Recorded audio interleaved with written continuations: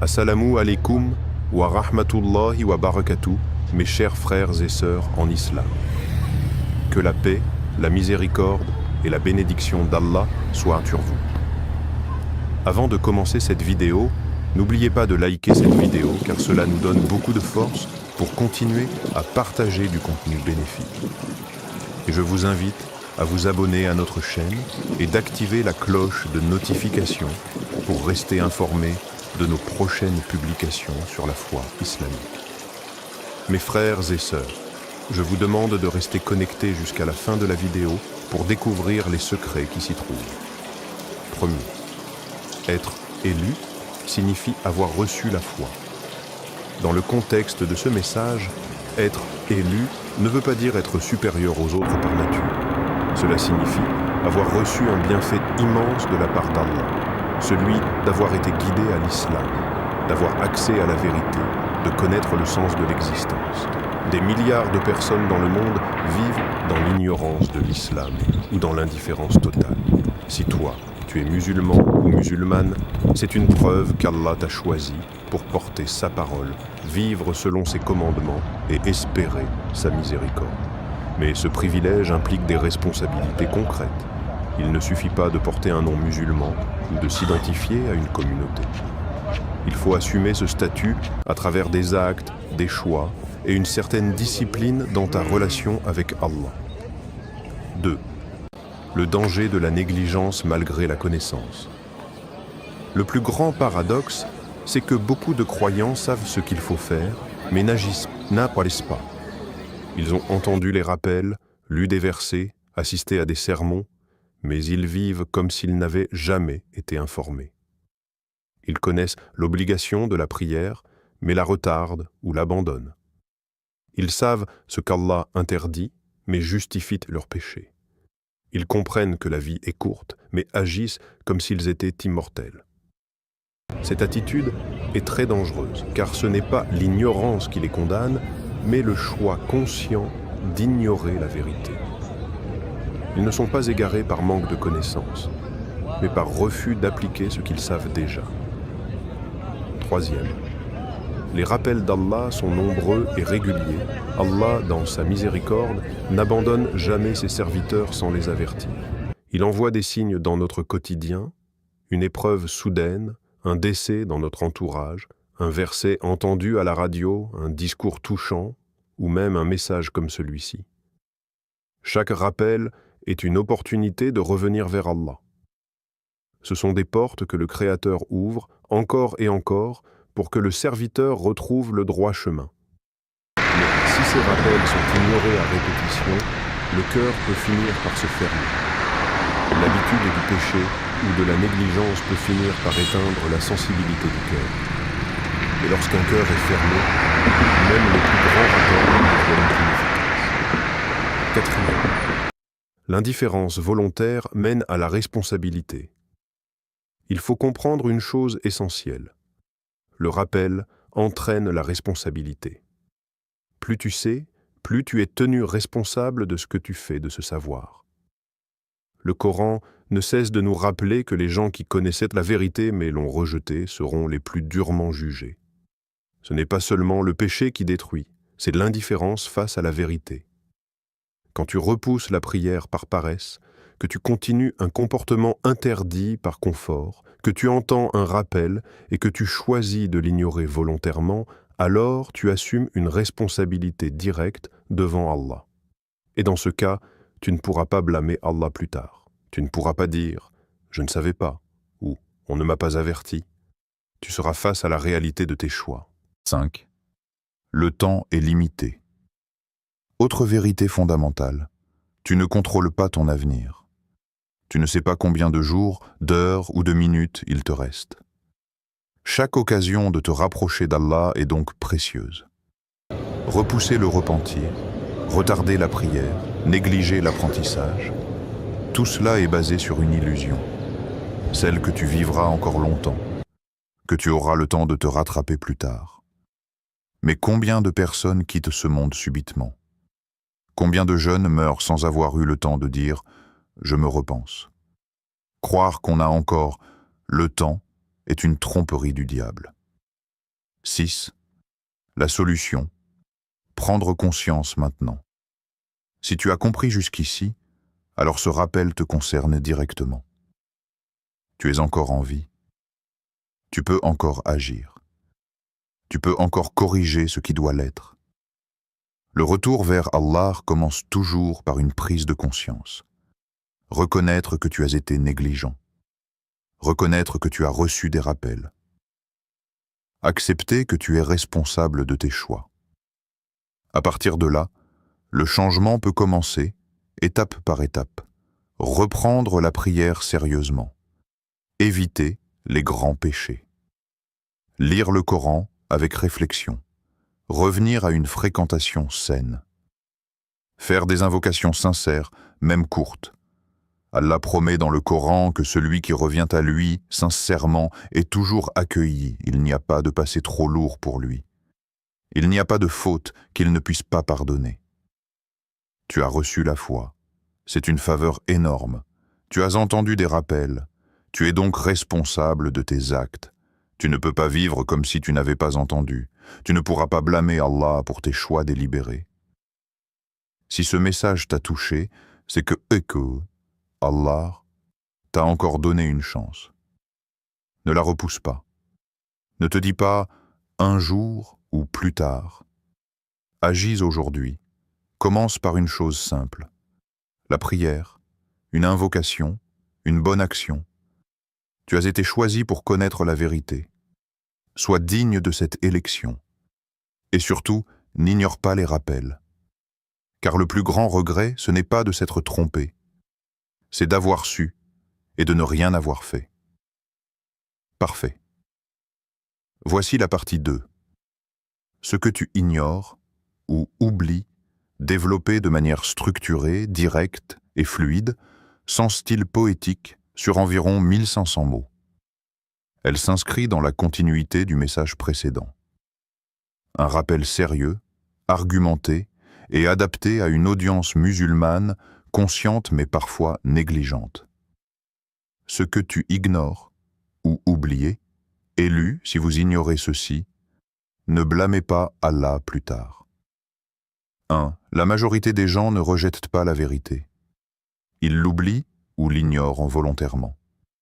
Il est important de comprendre que la plupart des croyants n'abandonnent pas leur religion par mépris ou par rejet conscient.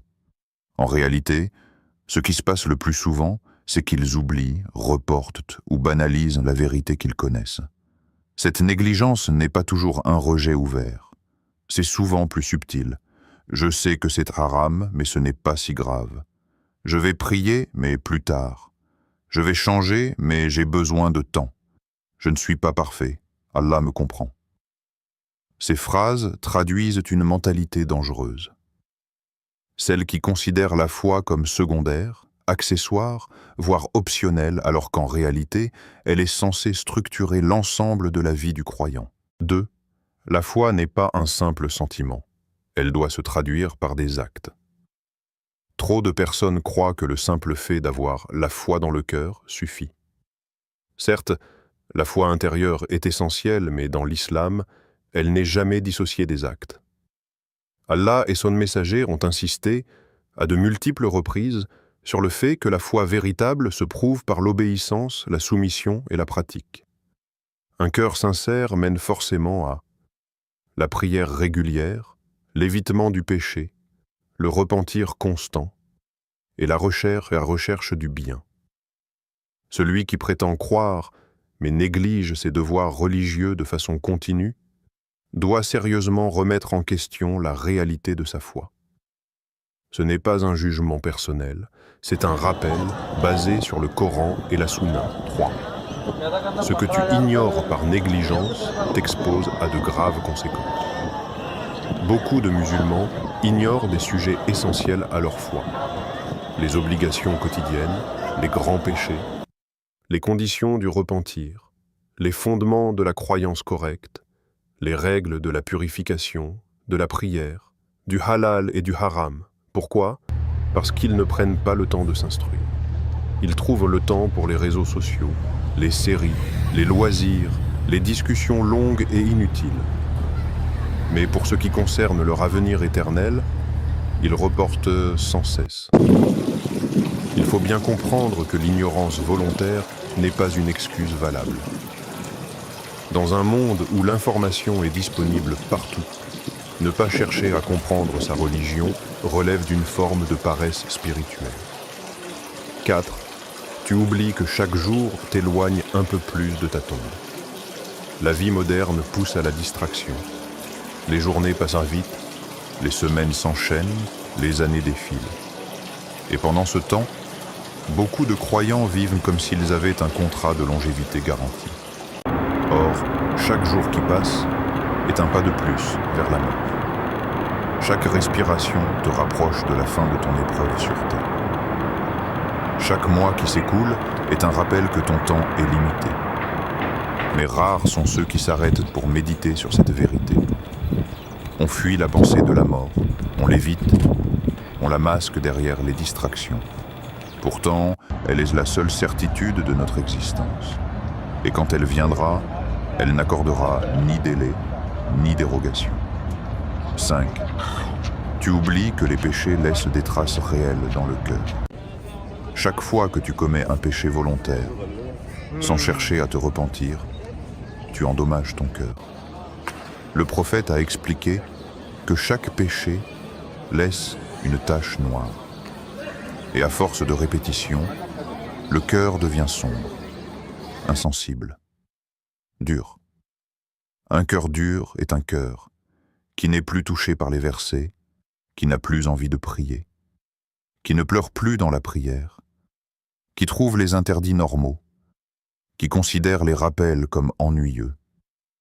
Le problème n'est pas seulement dans les actes visibles, il est dans la condition intérieure du cœur. Et plus tu ignores cela, plus tu t'éloignes de la lumière. 6. Tu oublies que les bonnes actions sont une protection. Beaucoup de gens cherchent des protections contre les épreuves. Ils veulent éviter la dépression. Ils veulent avoir la baraka. Ils veulent que leurs affaires marchent. Ils veulent être heureux. Mais ils négligent la base, les bonnes actions. Ce sont elles qui, par la permission d'Allah, protègent la personne contre les épreuves spirituelles et matérielles. La prière, le dhikr, le Coran, le jeûne surérogatoire, la charité, tout cela n'est pas réservé aux pieux. C'est ceux qui protègent ton âme et stabilisent ta vie. L'oublier, c'est te priver d'un bouclier face aux tempêtes de la dunya. 7. Tu ignores que les habitudes sont puissantes. Dans les deux sens. Une grande erreur des musulmans négligents, c'est de croire qu'ils pourront changer facilement plus tard. Ils disent souvent « Quand je serai marié, je serai plus sérieux. Quand j'aurai des enfants, je changerai.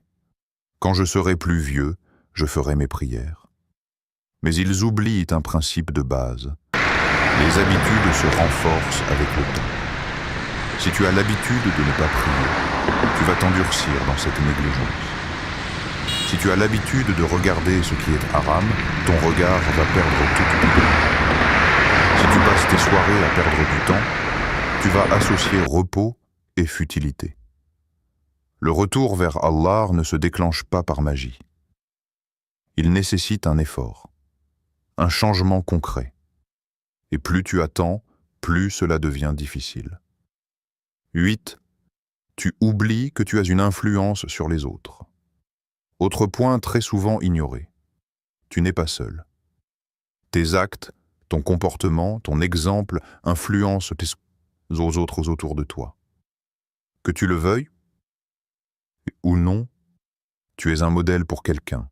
Ton frère, ta sœur, ton enfant, ton ami, ton collègue. Si tu vis dans la négligence, tu participes à l'ambiance d'insouciance autour de toi. Si tu es laxiste avec la religion, tu rends la paresse spirituelle normale. À l'inverse, si tu fais l'effort de pratiquer, tu encourages, rappelles et inspires. Le croyant ne pense pas qu'à lui. Il est conscient de sa responsabilité collective.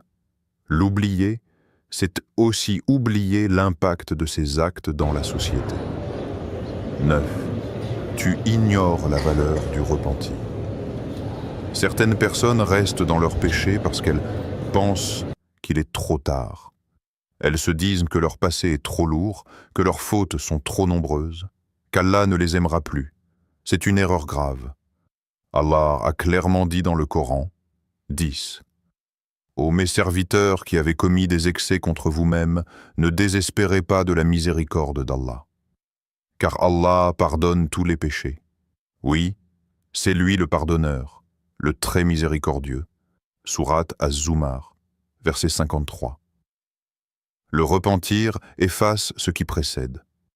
Et plus le péché était grave, plus le retour sincère est valorisé par Allah. Tu ne dois donc jamais ignorer la puissance du repentir, ni sous-estimer le pouvoir d'un cœur sincère qui revient vers son Seigneur.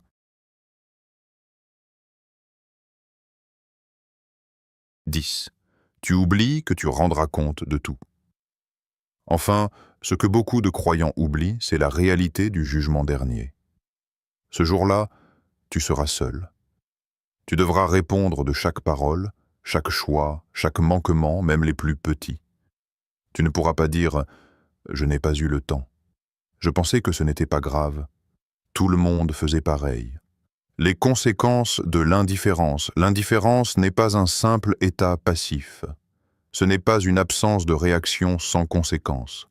Dans la spiritualité islamique, l'indifférence face à la religion est une posture dangereuse qui mène à l'affaiblissement de la foi, puis à l'égarement, puis, si rien ne change, à la destruction de l'âme.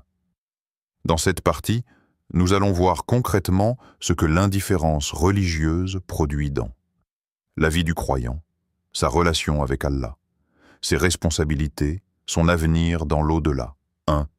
L'indifférence affaiblit la foi jusqu'à l'éteindre. La foi n'est pas statique.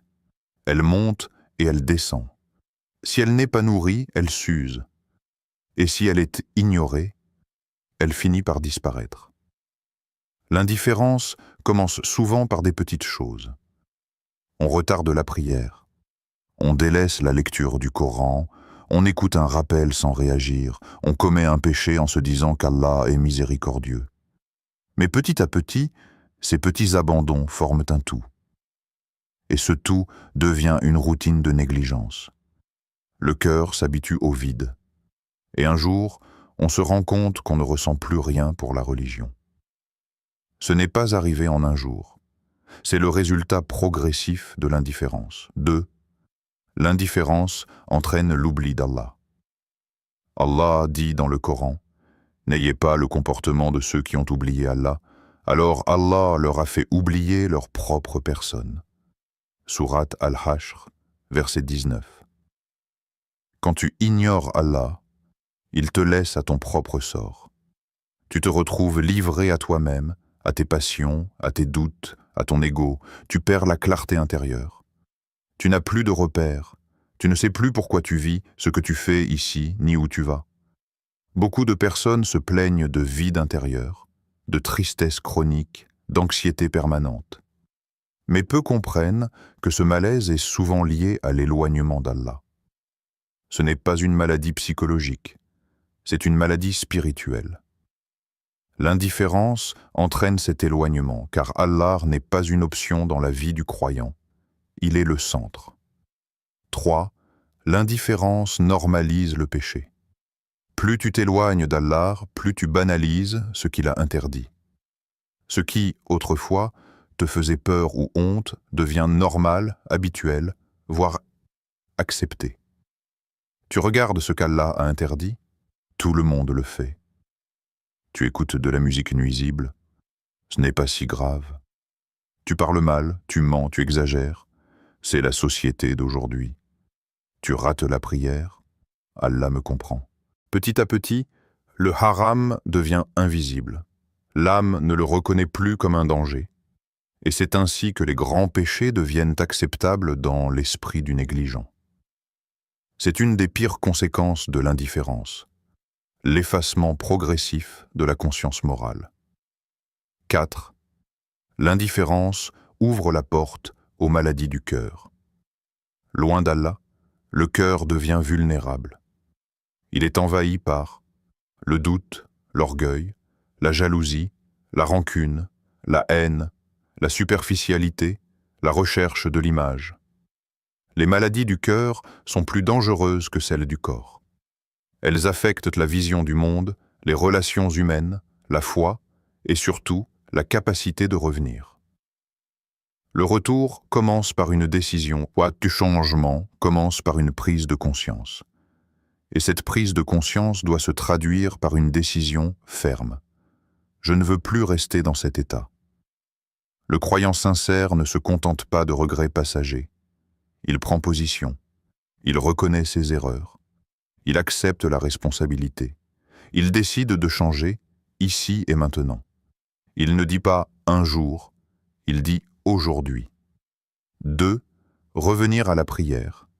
La priorité absolue. La prière est le pilier central de la foi. Sans elle, le lien avec Allah est rompu. Le prophète a dit « Entre l'homme et le polythéisme ou la mécréance, il y a l'abandon de la prière ». Rapporté par Muslim. Reprendre la prière est la première étape. Même si tu dois commencer par 1 ou 2 par jour, même si tu es en retard sur les horaires, même si tu es en pleine lutte avec toi-même. Commence. Persévère. Reconnecte-toi avec Allah à travers cette obligation sacrée. C'est la clé du retour, la base de toute réconciliation avec ton Créateur. 3. Purifier son environnement. Il est difficile de revenir vers Allah si ton environnement te pousse constamment dans l'autre direction. Tu dois limiter les contenus haram que tu consommes, t'éloigner des mauvaises fréquentations, sélectionner les voies que tu laisses entrer dans ta vie, réseaux, vidéos, discussions, t'entourer de personnes qui t'élèvent spirituellement. Changer ton environnement, c'est préparer ton cœur à recevoir la foi de nouveau. Sans cela, chaque effort sera ralenti. 4. Renouer avec le Coran. Le Coran n'est pas un livre à lire uniquement en Ramadan. C'est le guide quotidien du croyant. Si tu veux redevenir un élu actif, tu dois lire le Coran chaque jour, même quelques versets, comprendre ce que tu lis en consultant des tafsirs, appliquer les versets à ta propre vie. Le Coran est une lumière, et celui qui s'y accroche ne s'égarera jamais.